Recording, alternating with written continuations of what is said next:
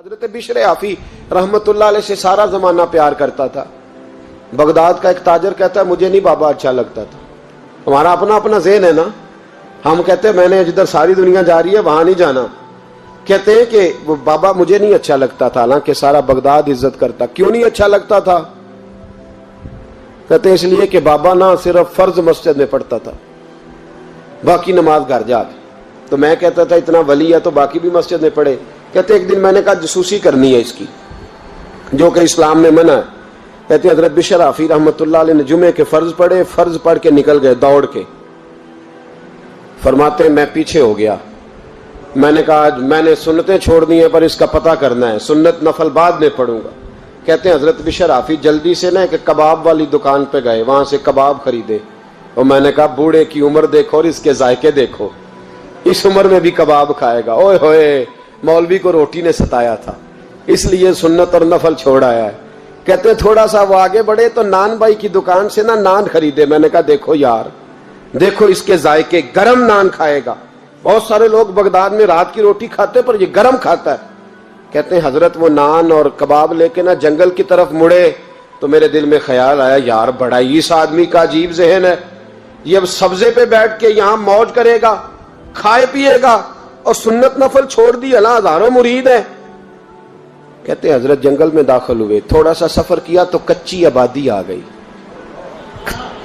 کچی آبادی, ایک کچے مکان کی ٹوٹا ہوا دروازہ, باہر سے کنڈی لگی.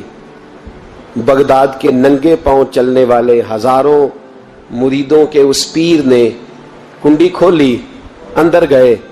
ایک فالج زدہ بابا جی بیٹھے. کہتے حضرت بشر آفی نے اپنی پگڑی کھولی اور اس آدمی کے منہ سے پانی نکل رہا تھا, رال ٹپک رہی تھی. کہتے پہلے اپنی پگڑی سے منہ صاف کیا, پھر پیالے سے پانی ڈال کے منہ دھویا, پھر حضرت اس کے ٹانگوں پہ کپڑا ڈال کے روٹی کا لقمہ توڑ کے اس کے منہ میں ڈال کے کہنے لگے بابا ناراض نہ ہونا, جمعے والے دن مجھے دیر ہو جاتی ہے, ابھی تو میں نے سنت اور نفل بھی پڑھنے ہیں, ناراض نہ ہونا مجھے دیر ہو جاتی ہے. کہتے ہیں وہ بابا رو پڑا اور کہنے لگا بشر یار 14 سال ہو گئے تو روز آتا ہے. 14 سال, یہ 1 صدی کا قصہ ہے, 2-4 برس کی بات نہیں. 14 سال سے تو روز آتا ہے.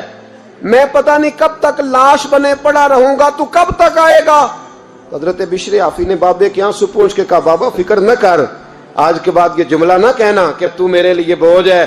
فرمایا لوگ سمجھتے ہیں کہ میں نے عبادت کر کے مقام پایا ہے, لوگ سمجھتے ہیں میں نوافل زیادہ پڑھتا ہوں, دنیا جانتی ہے کہ میری رات کی تسبیح زیادہ مضبوط ہے, پر میں ان میں سے کوئی بات بھی نہیں.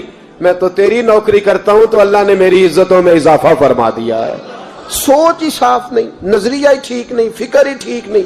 اسلام نظریے کا مذہب ہے, سوچ کا. مسند امام احمد بن حنبل کی حدیث سنی, حضرت انس بن مالک فرماتے ہیں جب انسان نے روزہ رکھا ہوتا ہے نا تو روح ویسے ہی پاک ہوتی ہے اس کی. میں نے یہ سوچا کہ کچھ باتیں ایسی کی جائیں جس سے تھوڑی سی سوچیں بھی تبدیل ہو, کچھ سوچوں کا وضو, سوچوں کا غسل, افکار و نظریات کی بھی بات ہو. ہم سمجھتے ہیں کہ شاید کثرت عبادت اصل ہے. اقبال کہتے ہیں یہ ذکر نیم شبی, یہ مراقبے, یہ سرور, تیری خودی کے اگر نگہباں نہیں تو پھر کچھ بھی نہیں. تیری خودی کے اگر, اور پھر عام چیز نہیں کہا یہ ذکر نیم شبی, سویرے شہری کا ذکر, یہ مراقبہ, یہ جو تو گھنٹوں اللہ کی یاد میں بیٹھا رہتا, یہ سرور. کہتے بے کیف عبادت نہیں, سرور والی. یہ ذکر نیم شبی, یہ مراقبے, یہ سرور, تیری خودی کے اگر نگہباں نہیں, اگر تیرے نظریے کو نہیں بدل سکے, تیری سوچ نہیں بدل سکے, تیرا ایمان مضبوط نہیں کر سکے, تیری خودی کی اگر نگہباں نہیں تو پھر کچھ بھی نہیں. اور خرد نے کہہ بھی دیا لا الہ الا اللہ تو کیا حاصل, دل و نگاہ, دل و نگاہ, دل و نگاہ اگر مسلمان نہیں تو پھر کچھ بھی نہیں. دل و نگاہ. اقبال کہتے ہیں ایک دل کا کلمہ پڑھ, دوسرا نظر کا کلمہ پڑھ, ان پہ پابندی لگا.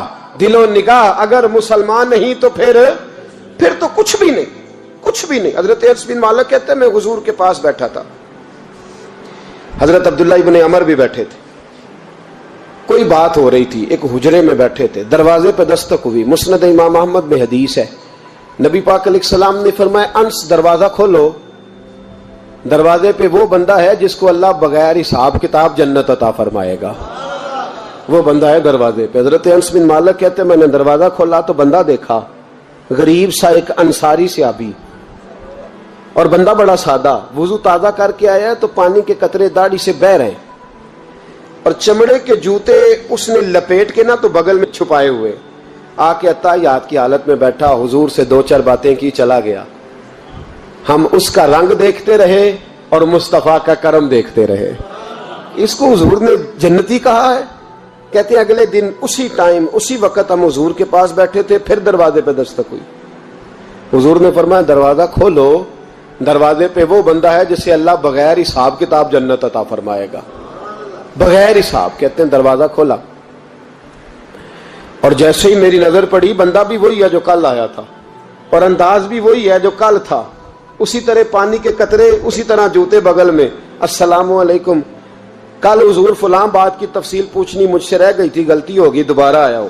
اس نے اپنی گفتگو کی، چند جملوں میں بات سمیٹی، چلا گیا۔ فرماتے اتفاق کی بات کہ دن تیسرا، بندے بھی ہم دونوں، میں اور عبداللہ ابن عمر۔ حضرت انس بن مالک کہتے ہیں دونوں بیٹھے تھے، سیم ٹائم سیم ڈے۔ پھر دستک ہوئی، حضور نے فرمایا دروازہ کھولو، اور مسکرا کے فرمایا دروازے پہ وہ بندہ ہے جسے اللہ بغیر حساب کتاب جنت عطا فرمائے گا۔ کہتے ہیں کھل اٹھے ہمارے چہرے، باہر گئے، دستک ہوئی تھی، دروازہ کھولا۔ فرماتے مجھے یقین تھا وہی ہوگا جو 2 دن پہلے آیا تھا، اور میرے یقین کے مطابق ہی کام ہوا، وہی بندہ تھا جو کل بھی تھا، جو پرسوں بھی تھا، حالت اور کیفیت اور انداز بھی وہی تھا۔ پانی کے قطرے بہ رہے ہیں، اور اس شخص نے جوتے بغل میں دبائے ہوئے خدمت میں حاضر ہوا، بیٹھ گیا، بات چیت کی، چلا گیا۔ حضرت انس بن مالک کہتے ہیں تھوڑی دیر ہوئی تو حضور بھی تشریف لے گئے۔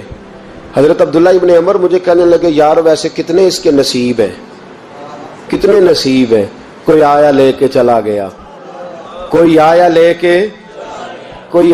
کے چلا گیا، کوئی عمر بھر بھی نہ پا سکا، میرے مولا تجھ سے گلا نہیں، یہ تو اپنا اپنا نصیب ہے، یہ تو اپنا اپنا، اور نہ کسی کے حال پہ طنز کر، نہ کسی کے غم کا مذاق اڑا، وہ جسے چاہیں جیسے نواز دے، یہ مزاج لطف رسول ہے صلی اللہ تعالی علیہ وسلم۔ کہتے ہیں ہم لوگ گفتگو کرنے لگے، عبداللہ ابن عمر مجھ سے کہنے لگے یار ویسے پتہ کرنا چاہیے یہ کون سا عمل کرتا ہے، پتہ کرنا، جیسے ہم نہیں پتہ کرتے کہ یہ بندہ بڑا چمک گیا، پتہ کرو کون سا کاروبار کرتا ہے، ذرا اس کی جاسوسی تو کرو۔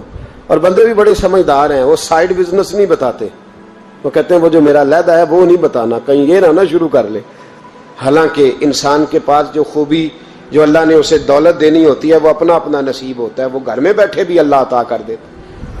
وہ کہتے ہیں کہ پتہ کرو کیا عمل کرتا ہے۔ تو حضرت عبداللہ ابن عمر کہتے ہیں میں اس کے پیچھے ہو گیا، اس سے سلام لی، تو میں نے کہا مجھے 2-3 دن کے لیے مہمان بنا لو گے، مان نہ مان میں تیرا مہمان، 2-3 دن کے لیے مہمان بنا لو گے؟ تو کہتے ہیں مجھ سے کہنے لگا کوئی گھر میں جھگڑا ہو گیا ہے، کیونکہ پڑوس میں تو تمہارا قریب ہی تو تمہارا گھر ہے، میرے مہمان بننے کچھ جھگڑا ہے؟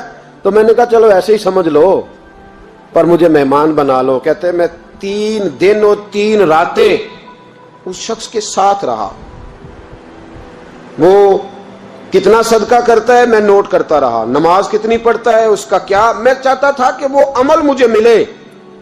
اس کی برکت سے مصطفیٰ نے اسے 3 مرتبہ جنتی فرمایا ہے تاکہ وہ کیفیات مجھے بھی ملیں۔ حضرت عبداللہ ابن عمر کہتے ہیں کہ میں نے کوئی خاص چیز نہیں دیکھی، وہ عشاء پڑھتا تو فجر تک بستر پہ کروٹیں لیتا، اور میں الحمدللہ اٹھ کے تہجد بھی پڑھتا، نوافل بھی پڑھتا۔ کہتے ہیں وہ 1 سپارہ پڑھتا، میں 3 پڑھتا۔ فرماتے اس نے 3 دنوں میں کھجور بھی صدقہ نہیں دی، کہ کھجور بھی، اور میں نے بڑے بڑے غریبوں کی مدد کی۔ میں کہنے لگا کہ عمل تو میرا زیادہ ہے اس سے، پھر خوبی کیا ہے؟ خاص توجہ کرنا، اسلام اور دین کا جو فکری اساس ہمیں صحابہ نے دی۔ حضرت عبداللہ ابن عمر کہتے ہیں میں نے تیسرے دن اسے کہا بھائی اللہ تیرا بھلا کرے، تو نے بڑی خدمت کی، میں نے جانا ہے، میرا کوئی جھگڑا نہیں ہوا تھا، میں تو بس تیرا عمل دیکھنے آیا تھا کہ تو عمل کیا کرتا ہے۔ تو وہ صحابی کہتے ہیں مجھے کہنے لگے یار تو میرا عمل دیکھنے آیا تھا، مجھے بتا تو صحیح کیا نے، اور کیوں دیکھنے آیا میرا عمل، تجھے کیا ضرورت پڑی میری جاسوسی کی؟ تو کہتے ہیں مجھ سے جب اس نے سوال کیا تو میں نے اس کو کہا بھائی تو 3 دن آیا نا ہم بیٹھے ہوئے تھے؟ کہا ہاں میں آتا رہا ہوں۔ کہا 3 دن نبی پاک نے فرمایا اللہ تجھے بغیر حساب کتاب جنت عطا فرمائے گا۔ تو میں چاہتا تھا کہ میں ذرا جاسوسی کروں، ذرا دیکھوں، کھوج لگاؤں کون سا ایسا عمل ہے، آپ بھی ذرا دھیان دیجئے گا، کون سا ایسا عمل ہے، حالانکہ تو عشاء پڑھتا ہے اور اٹھ کے فجر پڑھتا ہے، میں تہجد بھی پڑھتا ہوں، تیرا سپارہ 1 ہے میرے 3 ہے، کون سا ایسا عمل ہے جس کے سبب تجھے جنت ملے گی؟ تو کہتے ہیں وہ صحابی کہنے لگے یار کوئی ایسا عمل نہیں، کوئی شے نہیں، میں اس قابل ہی نہیں، من نانم کے من دانم، جو میں ہوں مجھے پتا ہے۔ کہا پھر کوئی بات تو ہوگی، تیری مہربانی بتا دے، میں نے 3 دن 3 راتیں محنت کی ہیں، بتا دے۔